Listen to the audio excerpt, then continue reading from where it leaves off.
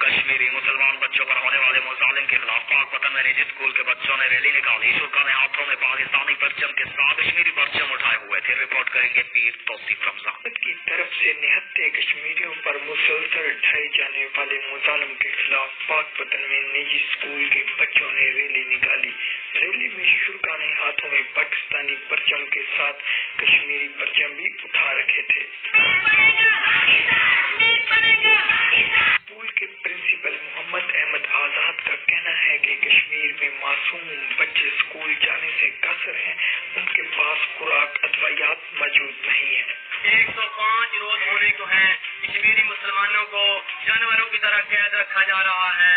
اگر یہی سلوک جانوروں پر ہو تو عالمی انسانی حقوق کی تنظیمیں چیخ پڑتی ہیں, لیکن مسلمانوں پر جب ظلم ہوتا ہے تو ان کی آنکھیں بند ہو جاتی ہیں. ہم اقوام متحدہ سے اپیل کرتے ہیں وہ کشمیریوں سے کیے گئے وعدے پورے کشمیر پر ڈھائے جانے والے مظالم کے خلاف بچے بھی سڑک پر نکل آئے ہیں. 100 دن گزر جانے کے باوجود بھی کشمیر آزاد نہ ہو سکا.